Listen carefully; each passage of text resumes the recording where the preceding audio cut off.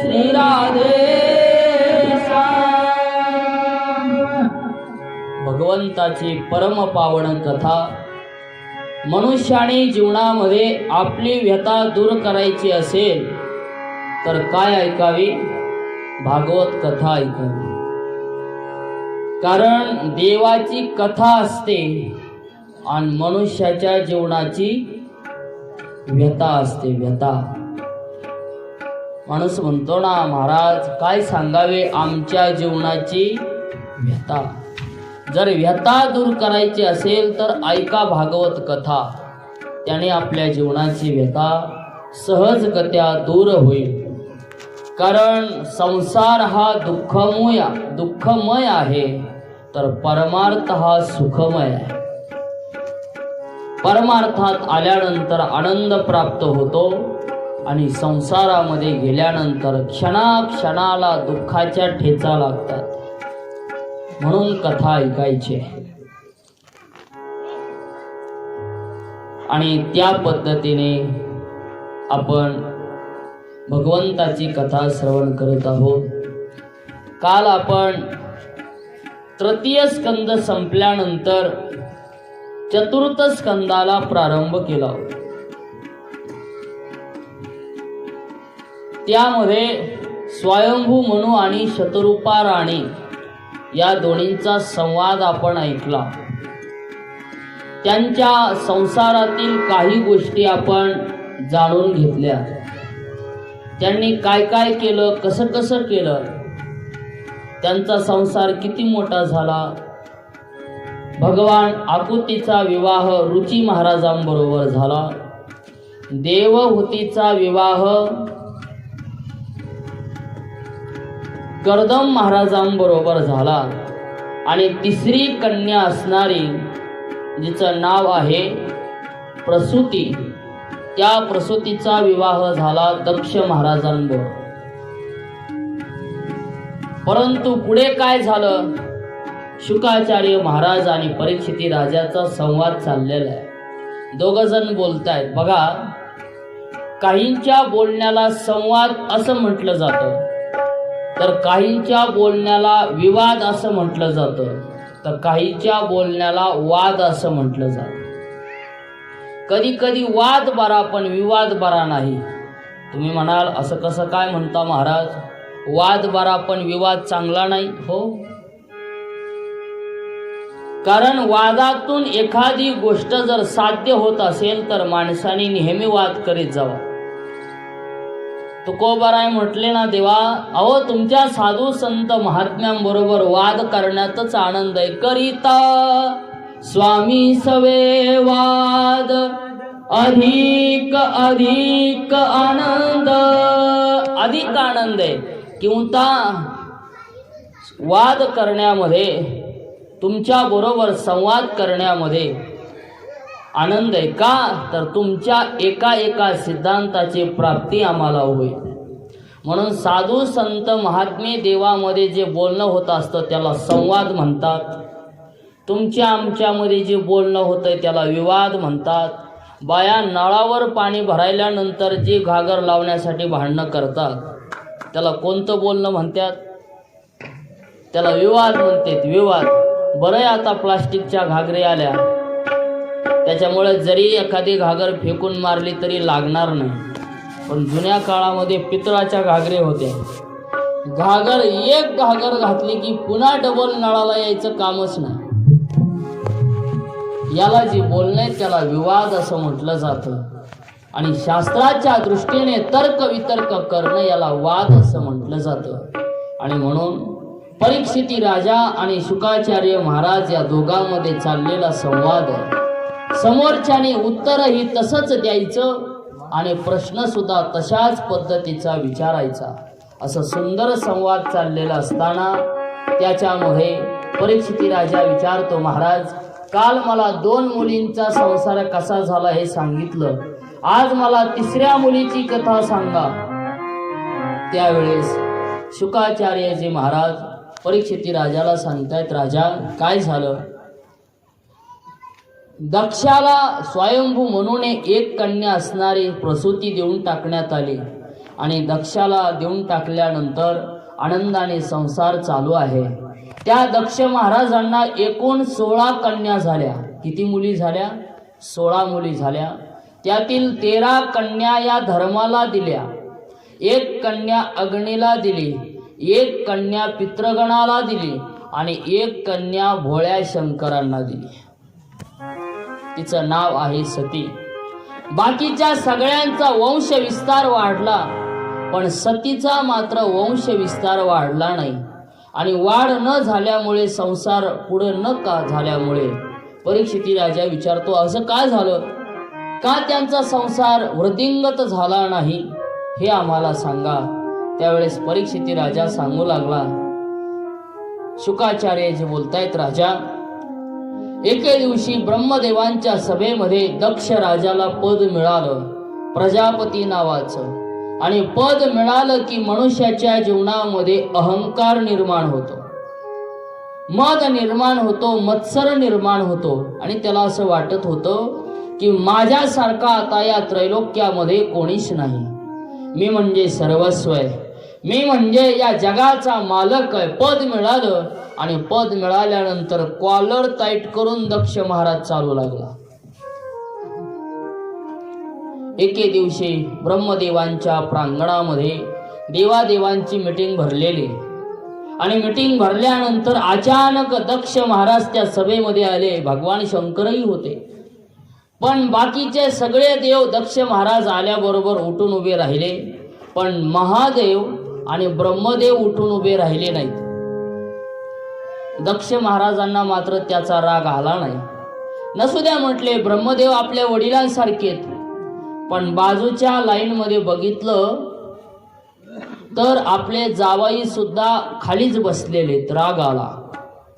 अरे रे रे रे, किती दुःख वाटणारी गोष्ट आहे। ज्याला मी माझी मुलगी दिली, ज्याला मी माझा जावई केला, आज तेच माझा अवमान करतायत, अपमान करतायत। दुःख वाटलं, खेद करू लागला आणि राग आला, डोळे रागाने फडफडू लागले, लाल झाले आणि क्रोधाने दक्ष महाराज बोलू लागला, अरे माझी सुंदर अशी सोन्यासारखी मुलगी या दक्षाला दिली, नाहीतर मी मुलगी दिली नसती तर कोण याला मुलगी देत होत?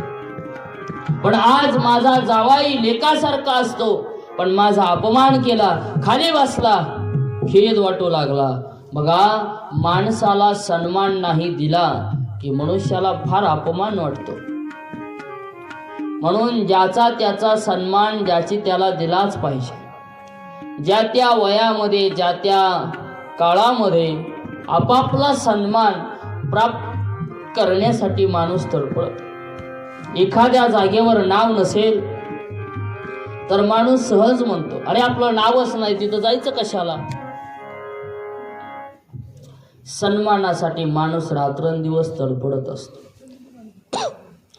चूक झाली माझी, या भोळ्या भगवान शंकराला मी माझी मुलगी देऊन टाकण्यात आली आणि खेद करू लागला, अपशब्द बोलू लागला। तेवढ्यामध्ये महाराज इकडे त्यांच्या सोबत काही ऋषी महात्मे होते आणि त्या ऋषींनी शाप द्यायला सुरुवात केली, हे भोळ्या शंकरा, तुला यज्ञातला भाग मिळणार नाही।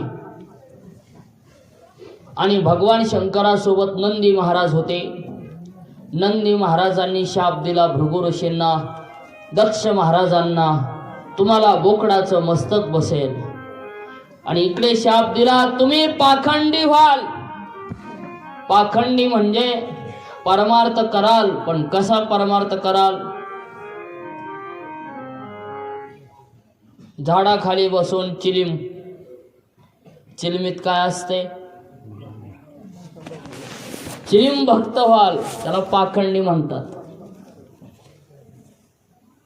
भक्ती करायची, परंतु व्यसन करून करायची। काही खायचं, कुठेही बसायचं, कसंही करायचं, पाखंडी व्हाल। एकमेकांना शाप देणं झालं आणि भगवान शंकर मात्र काहीही बोलले नाहीत। खाली मान घातली आणि खाली मान घालून सभा संपली, बैठक संपली आणि भगवान शंकर आपल्या कैलासावर निघून आले।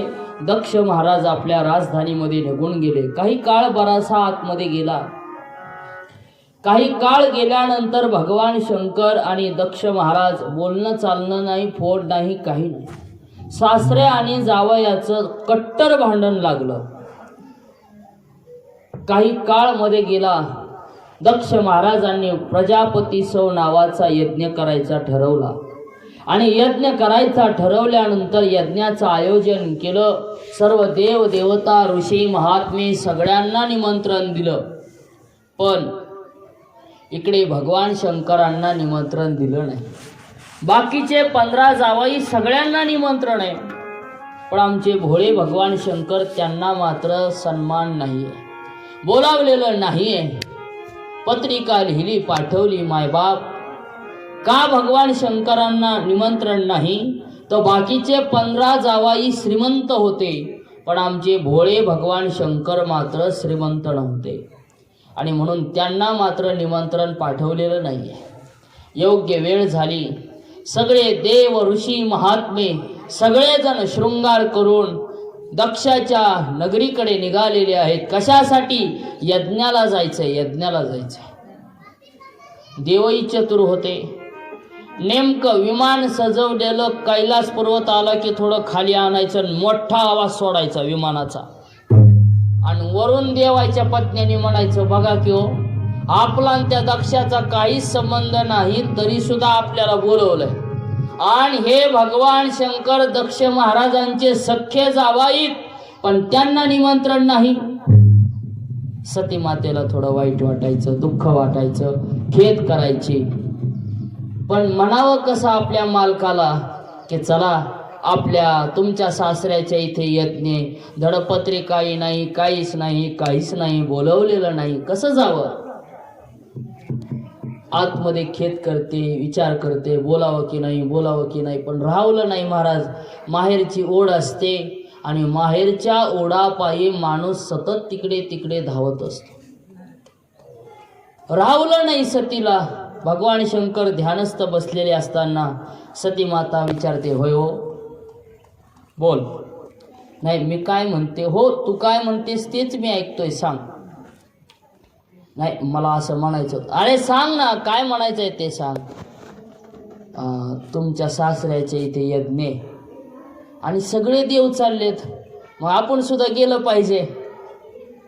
भगवान शंकरांनी स्मित हास्य किरण सांगितलं, सती, तुझ्या बापाला जरी यज्ञ करायचा असला तरी या जावयाला मात्र निमंत्रण नाहीये, बोलवलेलं नाहीये.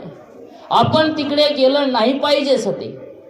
तसं नाही हो, माझे बाबा फार दयाळू आहेत. कदाचित त्यांच्या मोबाईलमधलं बॅलन्स संपलं असेल, कदाचित तुमचा नंबर नसेल, नाही तुमचं टावर कव्हरेज क्षेत्राच्या बाहेर असेल, कदाचित तुमचा फोन लागलाही नसेल. पण तसं नाही. भांडण झालं तरी माणसाने आयुष्यभर भांडणाचा राग मनात ठेवू नये. झालं ती गोष्ट सोडून द्यावी, पुन्हा आयुष्य नव्याने सुरुवात करावं, सोडून द्या विषय.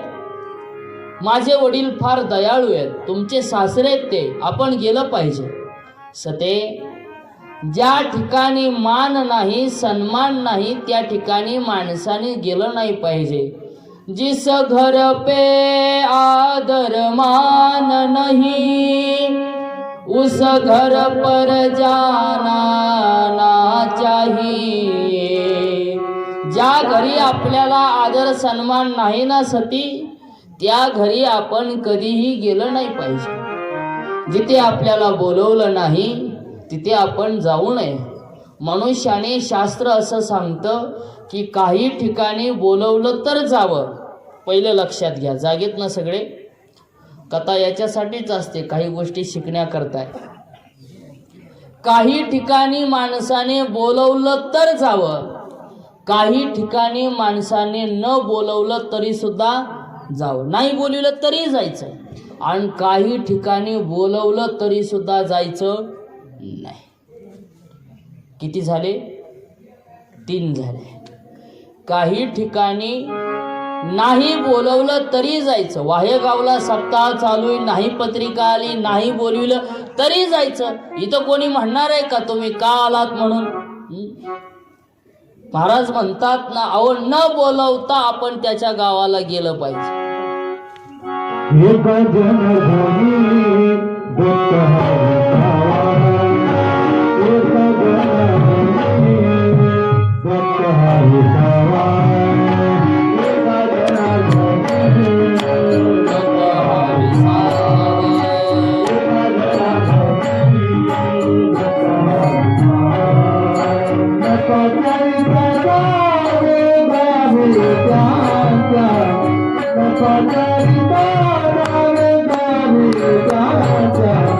एक जनार्दनी दत्त हा विसावा.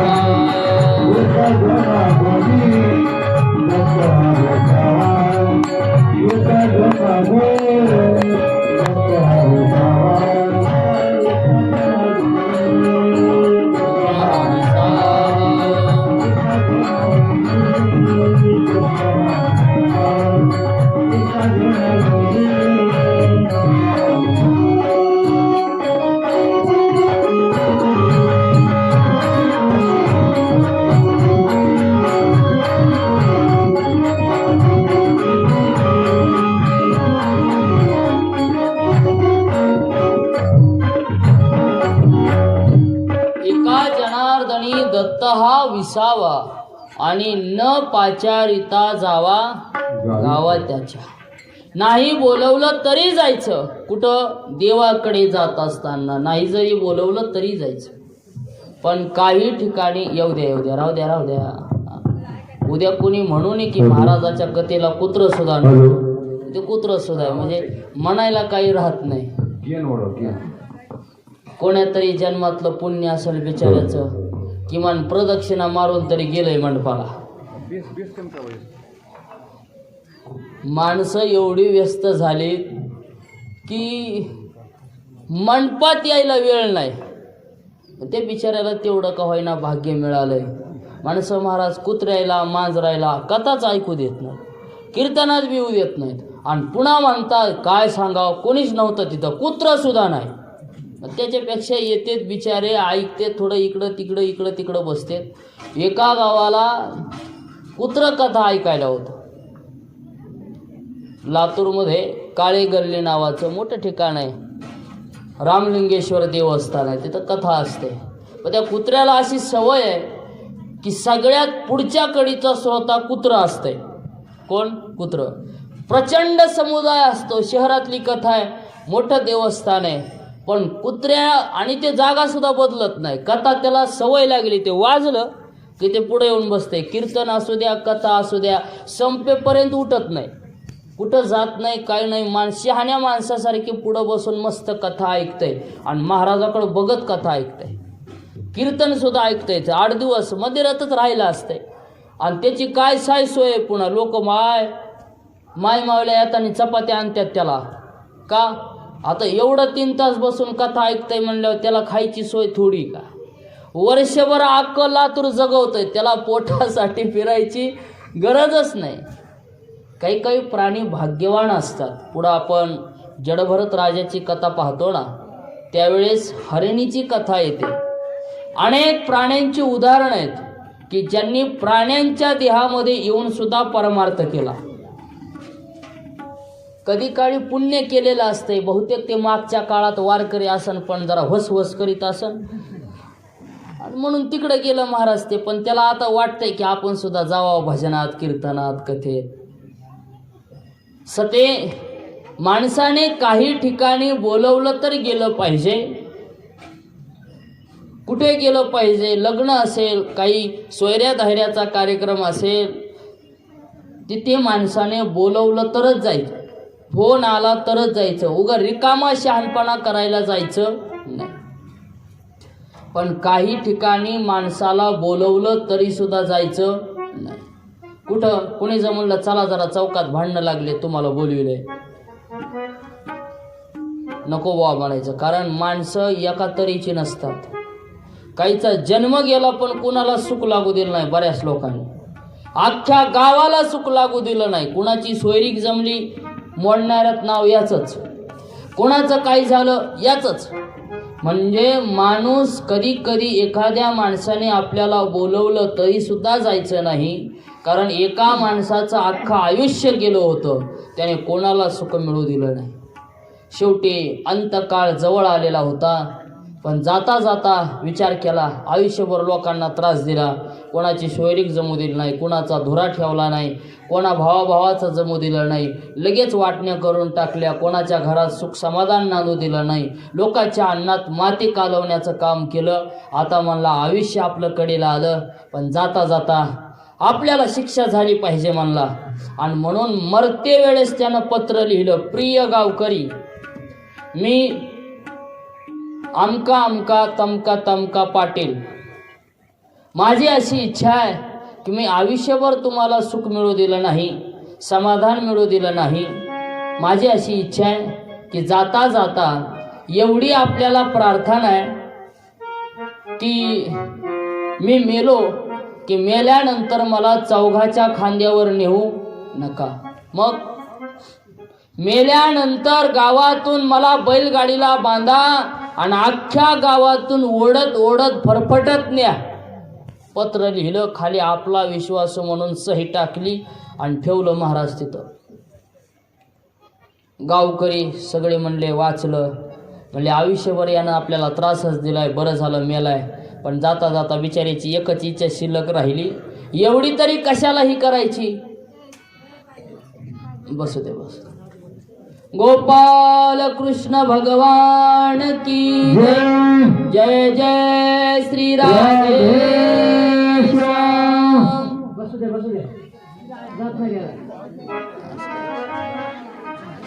इकडे इकडे लक्ष द्या, इकडे लक्ष द्या. गोपाल कृष्ण भगवान की जय.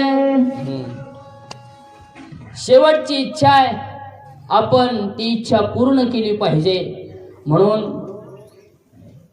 सर्व गावकऱ्यांनी मिळून अंतयात्रा काढायचं ठरवलं. पायाला दोरी बांधली आणि पायाला दोरी बांधून फरफटपट फरफटत फरफटत ओढत नेऊ लागले. ओढत नेता नेता ओढता ओढता अचानक गावातल्या एक जणानं फोन केला आणि सांगितलं, गावामध्ये एका माणसाला ओढण्याचा कार्यक्रम चाललाय म्हणले आणि पायाला दोरी बांधून ओढीत न्यायलेत. आली नांदेडची मोठीलत महाराज पोलिसाची गाडी आणि जेवढे माणसं त्याला पायाला बांधून ओढीत होते सगळीची सगळे पोलीस स्टेशन मध्ये टाकले ना, आणखी बाहेर सुटले नाहीत. लोक म्हणले माणसानं जिवंतपणे तर सुख मिळत दिलं नाही, पण अंतकाळात सुद्धा सुख प्राप्त होऊ दिलं नाही. आणि म्हणून अशा ठिकाणी माणसाला बोलवलं तरी सुद्धा जायचं नाही. लक्षात आलं ना? 3 गोष्टी. पहिली गोष्ट अशी आहे, तुम्ही सगळंच बिघडून टाकलं बघा. असं का? गोपाल कृष्ण भगवान की जय. तुम्हाला सगळ्यांना समजतायत ना शब्द? हा, मग बरोबर. ह्याला बी लय झालंय महाराज, आवाजाला त्याला मिठासारखं. कुठं इको, बेस, पुन्हा काय असतं ट्रबल, गेन, सगळं तेलमीठ लावून आवाज चांगला करायचा. असू द्या, इकडं लक्ष द्या, चित्त देऊन कथा ऐका. झाला 4था दिवस आहे. आजचा दिवस झाला की पुन्हा 3 दिवस सप्ताह उतरायला लागतो. आणि म्हणून लक्ष देऊन कथा ऐका, मध्ये विक्षेप करू नका. कारण विक्षेप झाला की लिंक तुटते आणि लिंक तुटले की मग आमच्याजवळ काही नसतं, काही नाही. मी रिकामा बसलोय, ग्रंथही झाकलेला आहे, म्हणजे काही बघून सांगतोय असं नाही. ती एक लिंक असते. लिंक तुटली की पुन्हा मग त्या लिंकेमध्ये तो रस यायला थोडा वेळ लागतो. कारण वर्म नाही कळालं. एकदा जर मोतीचूर लाडूची चाचणी हुकली की हुकली, पुन्हा त्याला मऊ बनविता येत नाही. हुकली की हुकली महाराज. ते वर्म असतं, तत्व असतं, त्याच्याशिवाय आणि ती वेळ निघून गेली की तो रस, तो भाव प्रगट होत नाही.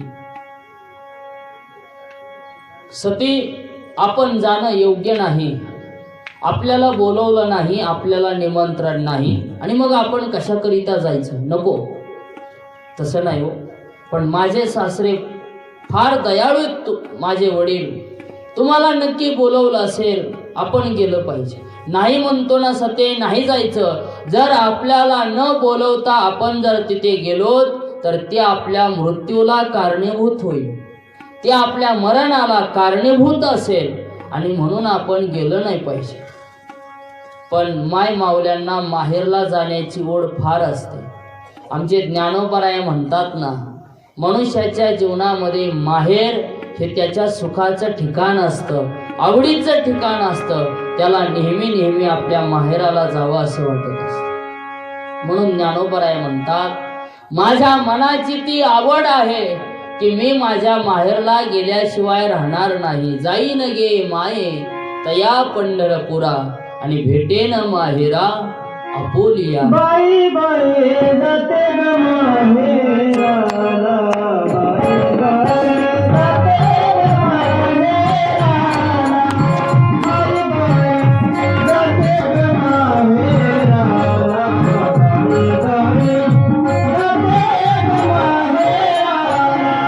बाई बाई जाते ग माहेराला, बाई बाई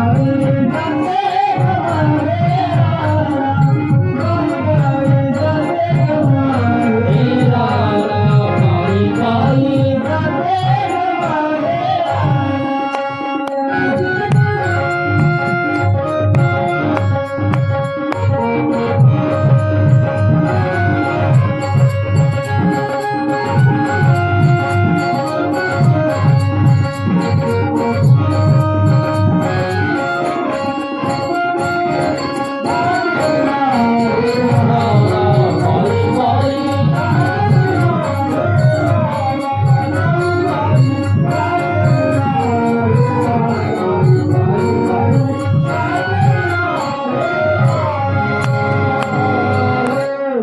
बाई बाई जाते ग माहेराला, बाई बाई.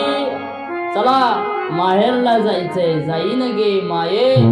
माहेरला जाण्याची आठवण मनामध्ये नेहमी असते, माझ्या मूळ घराला. असं नका करू मालक, माझे आई वाट बघत असेल, माझे वडील माझी वाट बघत असतील, माझ्या 15 बहिणी माझी आठवण काढीत असतील, आणि अहो अख्खं संसार अख्खं जीवन आम्ही तुम्हाला वाहून टाकलं. ज्या दिवशी तुम्ही माझी जबाबदारी घेतली आणि कानामध्ये ते काय वाजवितेत, तुमच्या इकडं वाजवितेत का नाही? काय म्हणतात त्याला? कानाखाली नाही हो, कानाच्या बाजूला असं. त्या नवरदेवाच्या वाजवितेत काय म्हणतात? आजवर होती आमची, आता झाली तुमची, आणि एकदा तुमची झाली म्हणल्यापासून मी माझ्या बापाचं नाव सोडलं, मी माझं आडनाव सोडलं, माझं गाव सोडलं, तुमच्या नावाचं कुंकू, तुमच्या नावाचं मंगळसूत्र गळ्यामध्ये धारण केलं, आणि तेव्हापासून तुमची झाली, माझं सगळं सोडलं. आज मला माझ्या माहेरला जाऊ द्या. माहेरला जाण्याची ओढ सतीमाईच्या मनामध्ये लागली आणि आक्रांताने भगवान शंकरांच्या पुढं रडू लागली. जाऊ द्या ना, किती माय माऊल्यांची ओढ असते महाराज. जाऊन 2 ते 3 दिवस राहायचं, पुन्हा परत यायचं. पण माय माऊल्या माहेरला गेल्याशिवाय राहत नाही. 2 दिवस मन मोकळं करण्याचं ठिकाण म्हणजे माहेर असतं. तिथं गेल्यानंतर माणसाचं मन मोकळं होतंय, चित्त मोकळं होतंय, आणि मग 2-4 गप्पा गोष्टी सांगायच्या. नवऱ्याकडूनच पैसे घेऊन जायचे आणि तिकडून साडी घेऊन यायची, सगळ्या गावात दाखवीत फिरायचं माझ्या भावानं साडी घेतली. पैसे कोणाचे? मालकाचे. सांगायचं नाव कोणाचं? भावाचं. पण माहेरचं असतंय ते. माहेरचं कुत्र जरी आलं तरी आमच्या माय मावल्या गोडीनं सांभाळत्या. का माहेरचं येते. असंच आमच्या तुकोबारायांना एक म्हैस दिलती माहेरची. तुकोबारायांनी तिला जर कडबा नाही टाकला की आमच्या जिजाबाईने धावा करायची, माझ्या माहेरची म्हैस आहे, माहेरची म्हैस आहे. आणि माहेरची म्हैस म्हणून म्हणून एवढं जीव लावून सांभाळायचं. माहेरचं काही जरी असलं तरी आमच्या माय मावल्यांना प्रिय आहे. कधी कधी आम्ही कीर्तनाला जात असतो गावाच्या बाजूला, मग आमच्या गावातल्या मुली तिथं दिलेल्या असतात. मग ती गावात दिवसभर सांगत फिरणार, आमच्या माहेरचा महाराज आहे, आमच्या माहेरचा महाराज आहे, आमच्या माहेरचा महाराज आहे.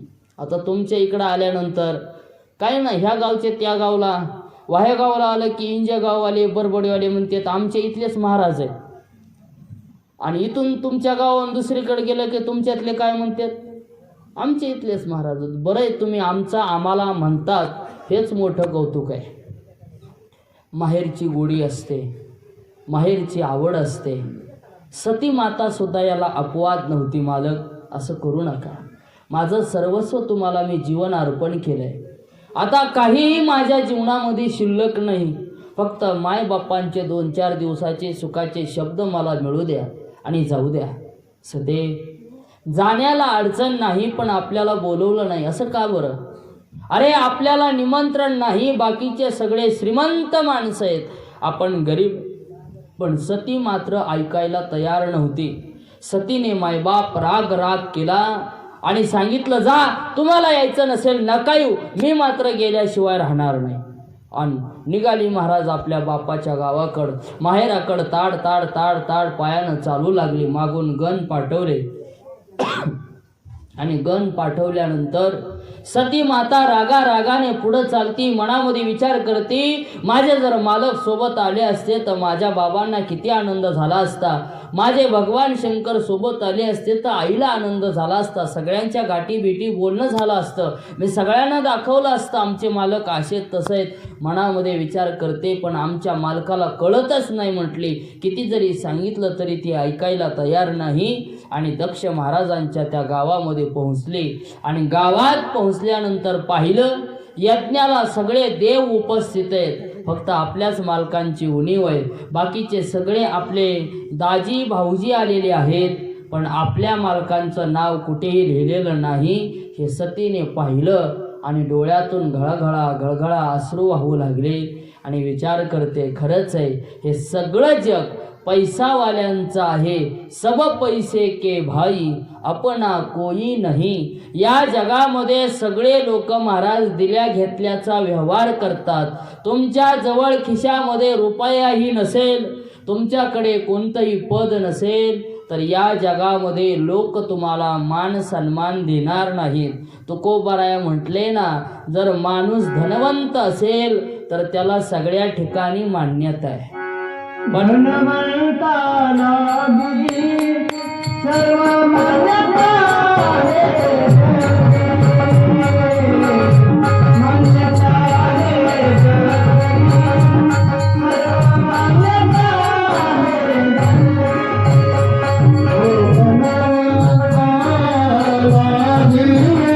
सर्व मान्यता आहे. जगी सर्व समानता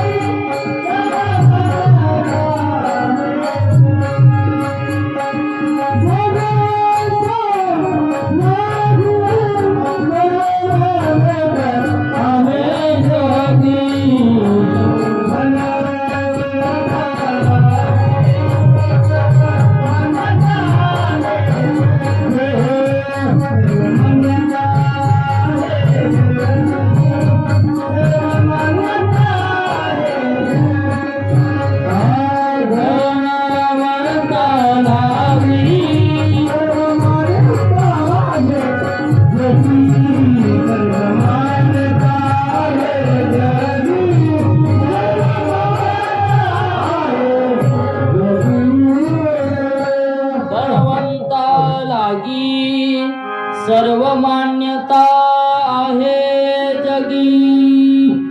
सती विचार करते, आपल्या मालकाकडे पैसा नाही, आपल्या मालकाकडे चांगलं घर नाही, काही नाही, काही नाही, आणि म्हणून आपल्या बापाने आपल्याचा अवमान केला.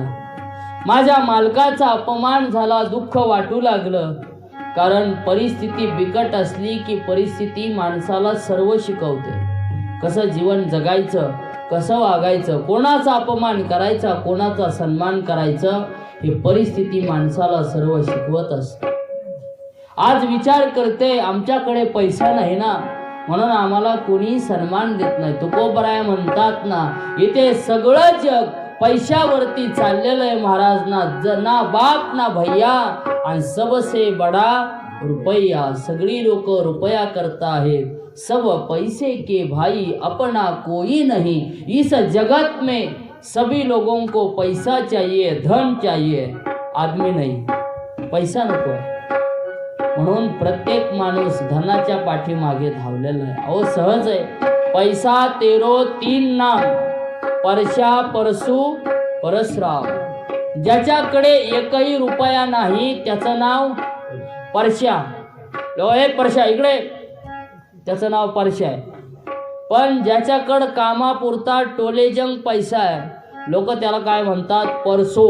म्हणजे मध्यम आपलं खाऊन पिऊन बरं आहे, अशाचं नाव आहे परसो. पण ज्याच्याकडं भरपूर पैसा आहे त्याला लोक म्हणतात राम राम परशुराम. ज्याच्याकडे संपत्ती आहे लोक त्याच्या पुढे वागतात. पण ज्याच्याकडे काही नाही, विद्वत्ता केवढी असू द्या, लोक त्याला मानायला तयार राहत नाहीत. महाराज परिस्थिती बिकट असते, काळ बिकट असतो. ज्या दिवशी तुमच्याकडचे पैसे संपतील त्या दिवशी सगळे लोक तुमच्यापासून दूर जातील. तुमचा फोन सुद्धा उचलणार नाहीत. एवढंच काय, जर मोबाईलमधले पैसे संपलेले त्या बाईला सुद्धा जमत नाही.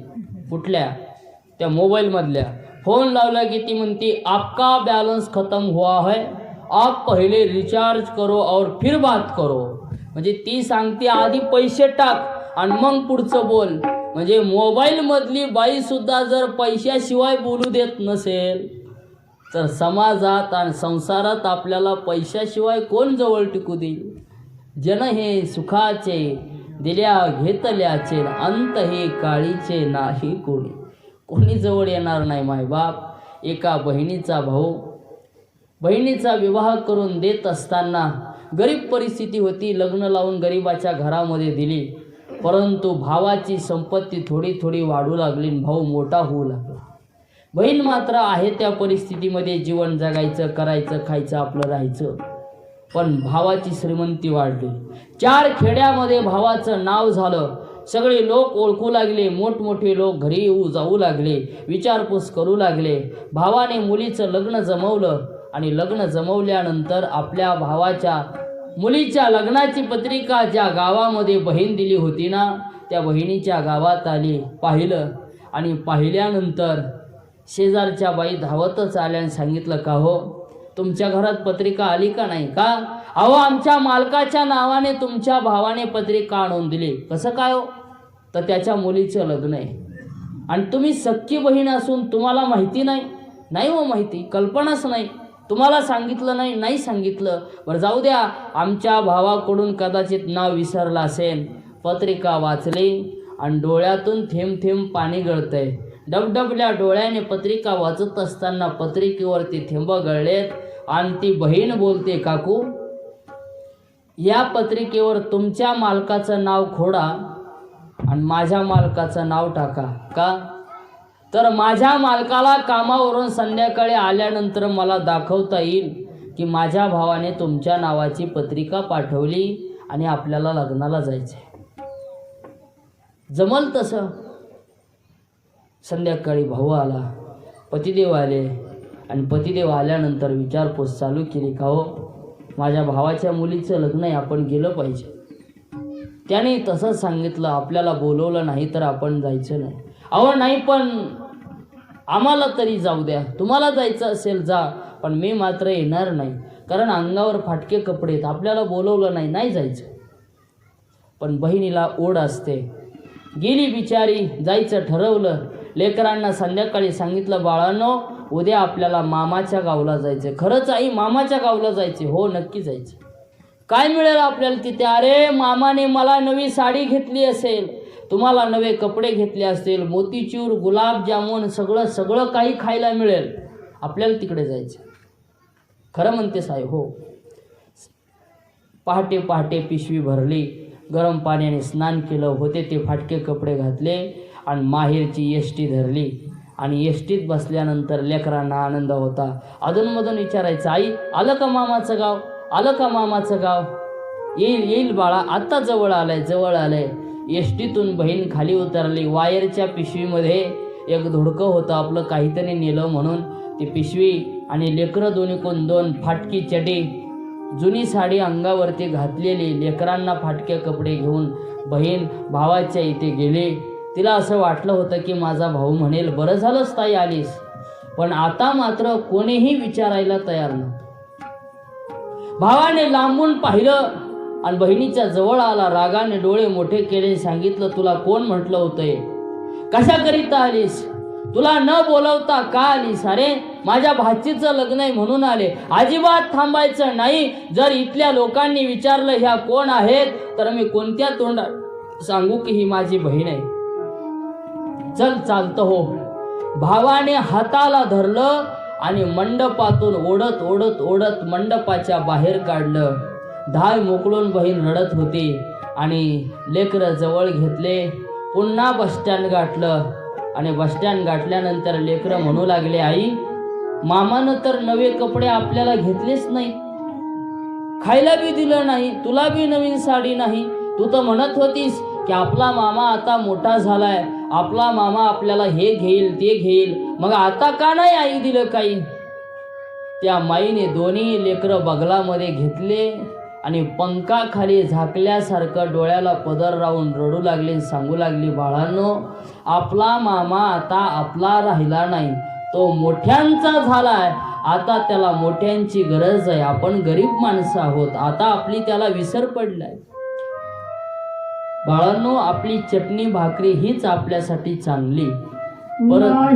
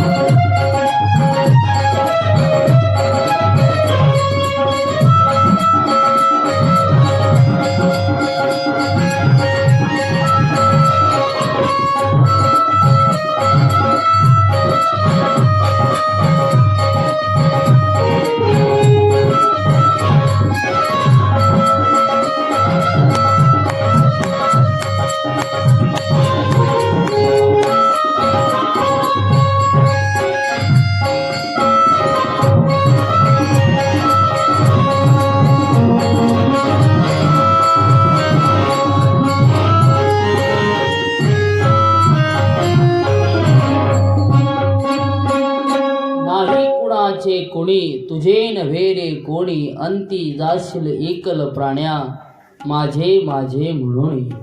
सती विचार करते, खरंच आहे या जगामध्ये आज माझ्या बहिणी माझ्यापासून दूर झाल्या. जन्मदाती माय मला बोलत नाही. ज्या बापाने लहानपणापासून माझा सांभाळ केला आज तो बापही माझ्याकडे ढोकून सुद्धा पाहत नाही. का काय पाप झालं असेल माझ्या जीवनात? माझ्या मालकाने काय असा अवमान केलं असेल? काय कार्य केलं असेल की ज्या योगे सगळीकडे मला त्रास होतोय, सगळी लोक माझ्यापासून दूर जात आहेत? मायबाप अगदी खरे. म्हणून पैसा सुद्धा माणसाकडे कामापुरता असला पाहिजे.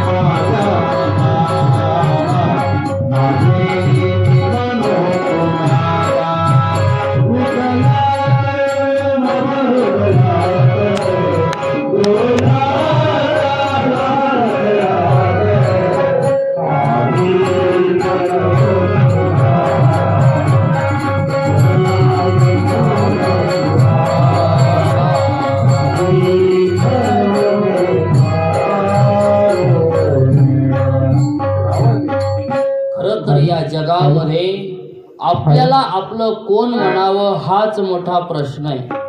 की हे माझे आहेत असं म्हणावं तरी कसं? ज्यांना माझं म्हणतो ते तर ऐन वेळेला आपली साथ सोडून निघून जातात. आणि अगदी खरंय, जे आपली जवळची माणसं असतात ते कामाला कधीच आपल्या जवळ येत नाही. संकट काळामध्ये जवळची आणि आपली माणसं आपली म्हणून जाना आजवर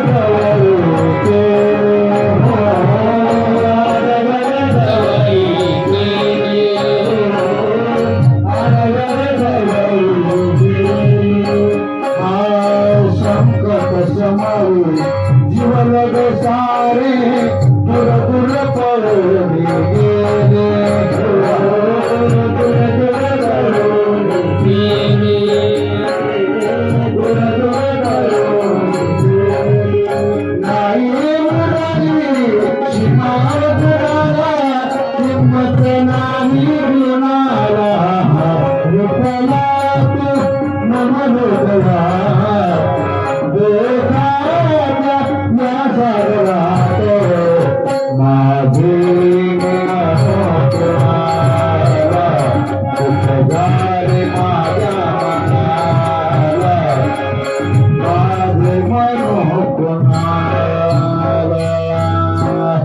विठ्ठला, खरंच कोणाला माझं म्हणू, कोणाला आपलं म्हणू समजत नाही.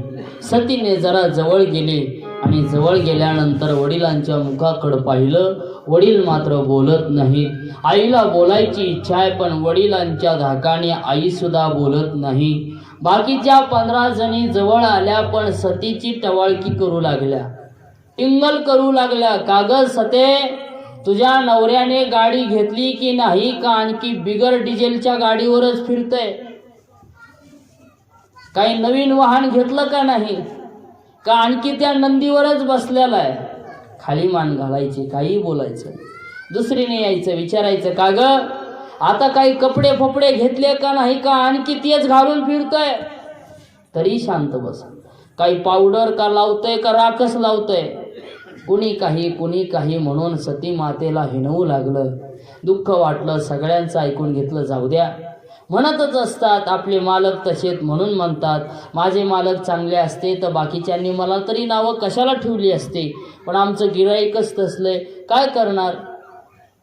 पुढे यज्ञशाळेमध्ये पोहोचले. सगळ्यांच्या आहेरावरती नावं होते, पण आहेराच्या यादीमध्ये सतीच्या नवऱ्याचं नाव मात्र नव्हतं. हे ज्यावेळेस पाहिलं दुःख वाटलं. अरे, जर माझ्या मालकाचा अपमान मी माझ्या डोळ्याने बघत असेल तर या जीवनामध्ये जगायचंच कशाला, अजिबात जगायचं नाही, देह समर्पण केलेला बरा.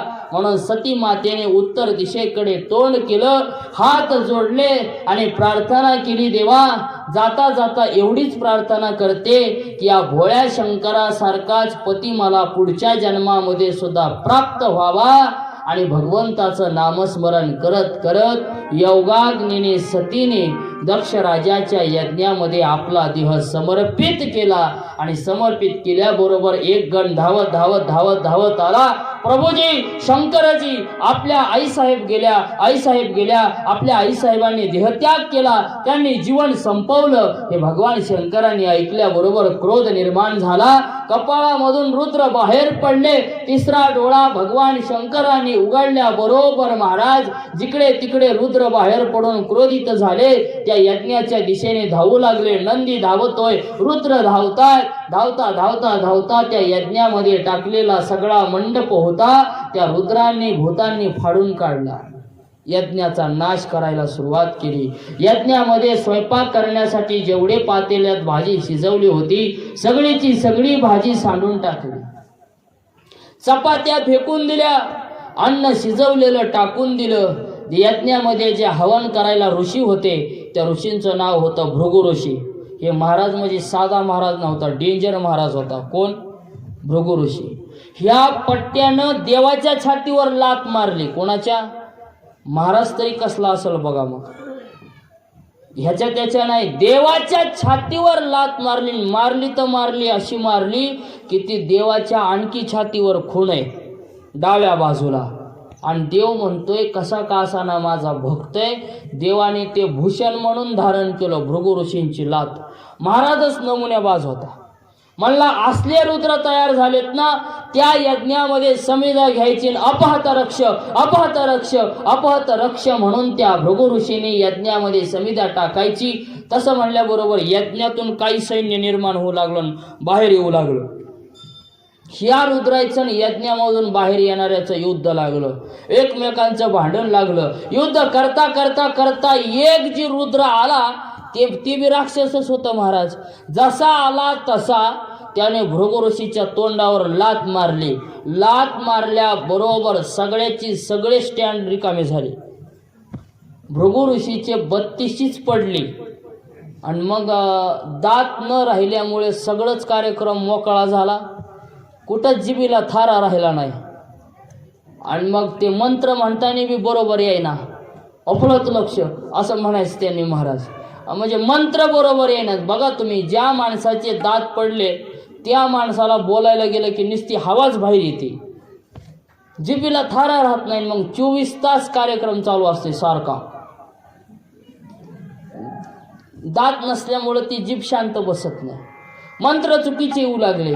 आणि चुकीचे मंत्र येत असल्यामुळे यज्ञामध्ये ते काम करत नव्हते. म्हणून चुकीचा मंत्र कधी म्हणायचा नाही. नाथ महाराज म्हणतात ना, ज्या पोथीचा अर्थ कळत नाही ती पोथी कधी वाचायची नाही. अर्थाविन पोथी वाचू नये. ते काय प्रमाण आहे? नाकाविन मोती, प्रेमाविन भजन आणि अर्थाविन पोथी वाचून काय. ज्या पोथीचा अर्थ कळत नाही ती वाचून काय उपयोग आहे.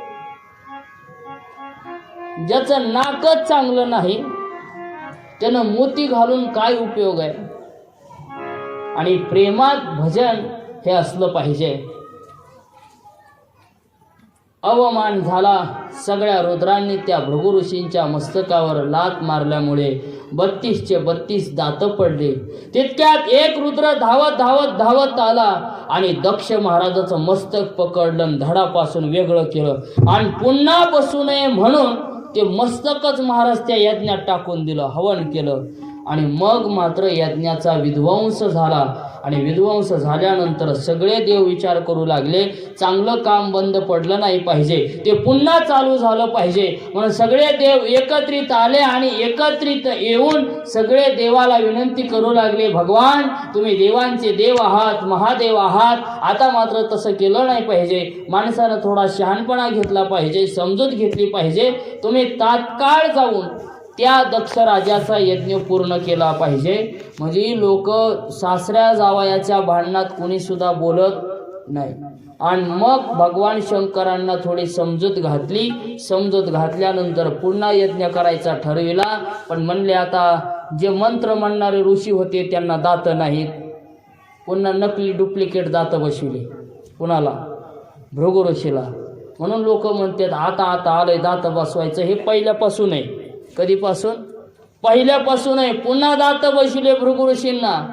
पण म्हणले यज्ञाचा मुख्य यजमान होते दक्ष महाराज. आपण त्याला मस्तकच नाही ना म्हणले, आणि कसा यजमान करायचा आहे? मग म्हणले बसवा बोकडाचं. आणि त्या दक्ष महाराजाला बोकडाचं मस्तक बसविलं आणि त्याला पूजेला बसविलं. आणि सगळ्यांना महाराज आमंत्रण देण्यात आलं. यज्ञ पुन्हा पुन्हा निर्माण झाला. सगळ्याला ज्याचा त्याचा भाग मिळाला. आणि भाग मिळाल्यानंतर आनंदाने यज्ञ संपन्न झाला. दक्ष महाराजांनी क्षमा मागितली. आणि क्षमा मागितल्यानंतर तीच सती पुढच्या जन्मामध्ये पार्वती रूपाने हिमालयामध्ये मेरू पर्वताच्या पोटी आणि मैना मातेच्या पोटी जन्माला आली. अशा पद्धतीने पार्वती रूपाने जन्माला आल्यानंतर पार्वती लहानपणापासून मनामध्ये तपश्चर्या करायची, चिंतन करायची, मला माझ्या मनासारखा पती मिळावा, भगवान शंकरांसारखा सुंदर पती मिळावा म्हणून तपश्चर्या करायची. आणि करता करता करता एके दिवशी नारद आले. नारायण नारायण. ती मेनका मैना नावाची पार्वती मातेची मातोश्री होत्या. त्या मातोश्री महाराज नारदांना भेटल्या. आणि मग नारद म्हणू लागल्या आता पार्वती आई साहेबांचं वय झालंय, त्यांचा विवाह केला पाहिजे. पार्वतीची आई म्हणले हो नारदजी, बघा ना सोयरीक. सोयरीक काय म्हणले, माझ्याबरोबर दप्तरच असतंय म्हणले, कुणाचं बी बायोडाटा सोबतच आहे. काढला बायोडाटा भगवान शंकरांचा. हा लगेच सांगा मामाचं गाव कोणतं आहे, मामीचं गाव कोणतं आहे, काय आडनाव आहे, कोणतं गोत्र आहे, कोणतं कुळ आहे, सगळंच नारदानं सांगितलं त्या पार्वतीच्या आईला. आणि नवरदेव एवढा सुंदर आहे म्हणतात की पाहिल्यावर तुम्हाला असं वाटेल की भाग्यच उदयाला आलं. पार्वतीच्या आईला वाटलं बरं झालं की माय असला जावई मिळायलाय, कोणाच्या नशिबात आहे, बरं वाटलं तिला.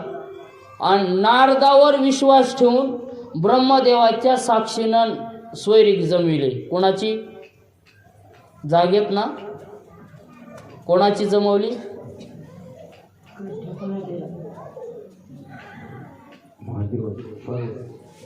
अवघडच दिसतंय. बोला कोणाची जमवली? आता काय करावं? कोणाची? बोलत नाहीत का वाहे गावातली माणसं? अहो झाला आता 4 दिवस निघून गेले, नाही तर पुन्हा म्हणायचं काय सांगितलं आणि काय नाही त्या महाराजालाच माहिती. हां आमचं चालू आहे आपलं, तुम्हालाही समजलं पाहिजे आहे की नाही. कोणाची जमवली सोयरी? आता तर त्याच्यापेक्षा अवघड झालं गडे. कोणाची जमवली? अरे हे बघा तुम्ही जर बोलला नाहीत ना मी हाणू घेतो असतो बरं का. भगवान शंकरांची सोयरीक नारदाने जमविली. कुणाबरोबर? पार्वती बरोबर. एवढं स्पष्ट बोललं पाहिजे, कळलं पाहिजे आहे की नाही. तर काय उपयोग आहे महाराज, आम्ही सांगतो कथा आणि तुम्ही म्हणायचं रात्रीचाच गोंधळ. गोपाल कृष्ण भगवान की जय जय श्रीराम. भगवान शंकरांची सोयरीक पार्वती माते बरोबर नारदाने जमवली. सगळा बायोडाटा, कुळ गोत्र सगळं सांगितलं. पार्वती मातेच्या आईला नवल वाटू लागलं. लगेच सुपारी फोडली, तारीख काढली. भगवान शंकर विचार करतायत कसं करावं. लग्न तर करायचंय म्हणले, पण नारदा आपल्याकडं घर बी नाही. त्याचे काय काळजी करतात म्हणले, सगळं आपलंच आहे हे कैलास. बर, सगळी तयारी केली, सगळ्या देवांना आमंत्रण पाठवलं. पार्वतीचं लग्न आहे. सगळ्या देवांनी महाराज आपापले विमान सजवू लागले, आपापले वाहन सजवू लागले. गरुड सजवला, कोणी उंदीर सजवला आमच्या गणपती बाप्पांनी, त्यालाच टिळा पुष्पमाळांचा हार, ते सगळं आपापले वाहन सजवून महाराज निघालेत. कुठं? भगवान शंकरांच्या लग्नाला जायचंय. प्रत्येक देवांच्या पत्नी आपापलं नटापटाचं साहित्य घेतलं, पर्स घेतली, बगलात अडकली, देवाबरोबर विमानात बसल्या आणि निघाल्या. कुठे? पार्वती आईसाहेबांच्या लग्नाला.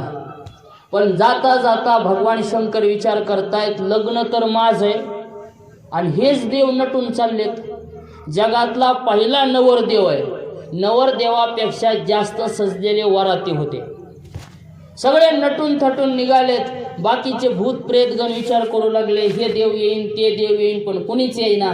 एक जण नंदी म्हणला, देवा तुम्हाला कोणी सजवाय नटवाय येत नाही, आता आमच्याशिवाय पर्याय नाही. म्हणले काय असतंय लग्नात? काय नाही म्हणले, नवरदेवाला टोप असतंय.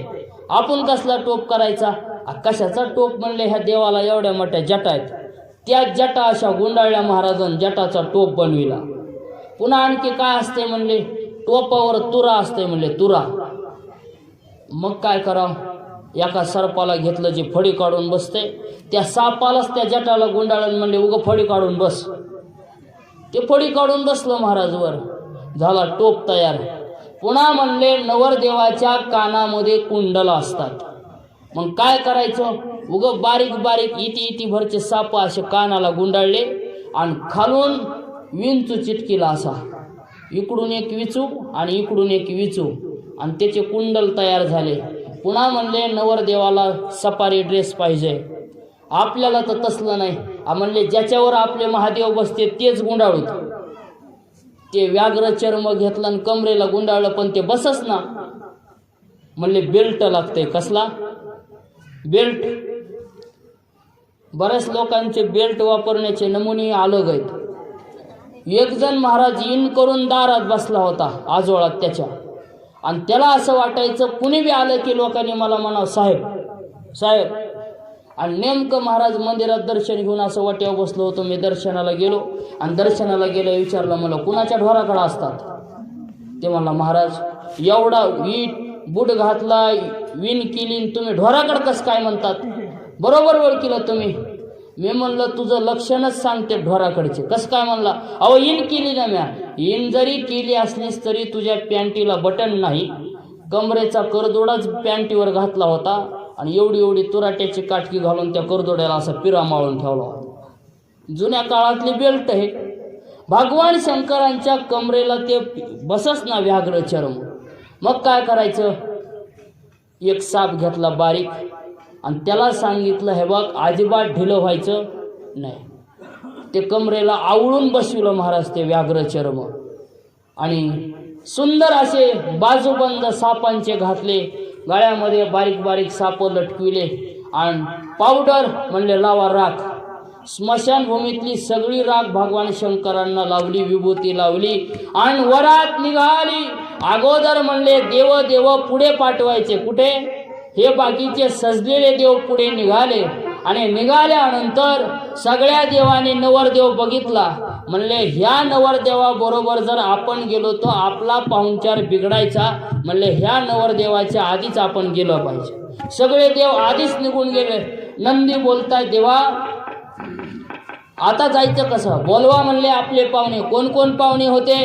भूत वेताळ सगळेच बोलवायला लागले.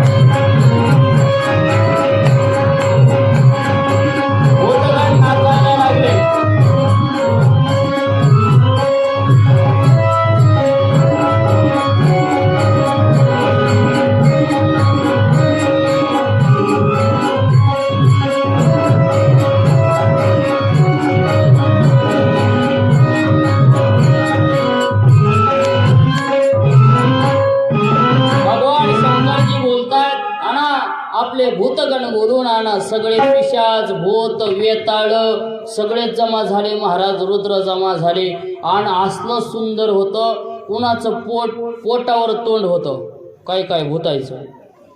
काही काहीच्या सगळ्या अंगालाच तोंड होते, काही काहीचं पोट